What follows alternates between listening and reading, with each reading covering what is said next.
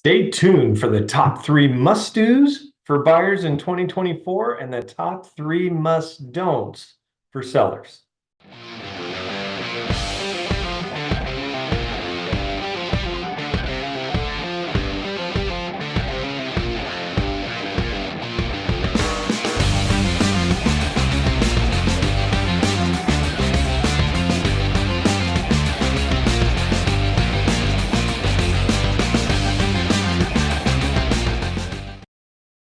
Hi, this is Ed Laine with eXp Realty and the Ed Laine team here in Seattle. And all I got to say is good riddance 2023, and don't let the door hit you where the good Lord split you. Isn't that the saying? Well, 2023 had its challenges, to say the least. Rates got as high as 8%, which caused buyers to say, no thanks. The crazy thing is, despite the lack of transaction volume, which actually was down 11% in December of 23 as compared to December of 22, home prices still rose close to about 3% across King County, which is where I'm sitting. You see, when you only have 1.9 months of inventory, it almost doesn't matter how high rates are. Home values will still go up. With high rates, buyers can't afford as much, but they're still having those life events, the ones that lead to moves, births, marriages, job changes, deaths, That being said, there are still a lot of buyers that are waiting for rates to go down. And guess what? They've started falling. Today's rate is 6.5%. And remember, the 50-year average on mortgage rates is 7.2. So it's only because they were so very low in recent memory that buyers feel like they, missed it.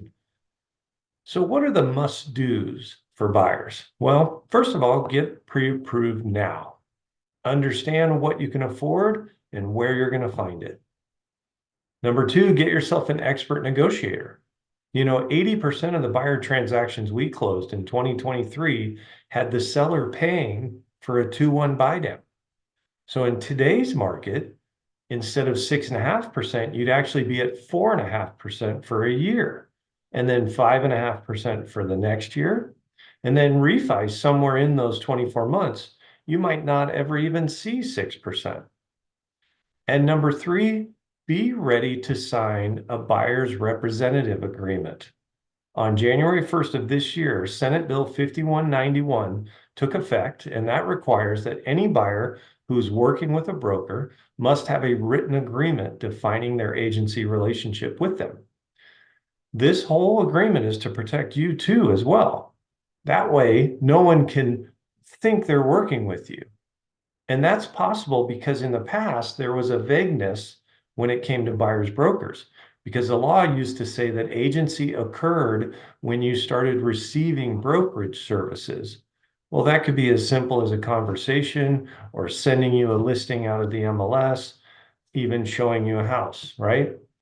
Now it starts when you hire someone, and agents and brokers will have to enter into that agreement before they deliver any of those brokerage services. The good news is that me and my team have made this a practice since 2007. That's right, 16 going on 17 years.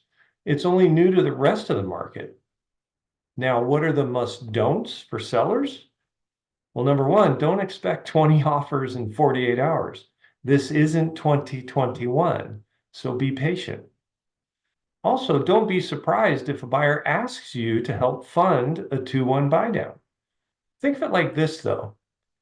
It's that lower rate that allows them to spend more on your house, right? And number 3, don't wait. The fact that rates have started to come back down to earth is causing buyers to return to the marketplace.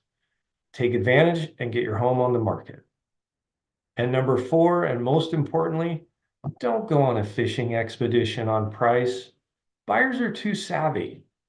Did you know that if you raise your list price just 10%, like for example, if you wanted to start high so that if they negotiated you down, you could still end up where you want to be. If you went up just 10% for that purpose, you actually drop the visibility of your listing by 50%. And remember, our system works best if launched on a Thursday. So all you have to do is figure out which Thursday works best for you, and we can help you. This is Ed Laine signing off. If you need more information, please feel free to go to my website, edlaine.com. You can also follow me on Instagram at edlainerealtor. If you're a buyer, go to wholesalehomeaccess.com. And if you're a seller, go to sellingwitheadiseasy.com. And make it a great day.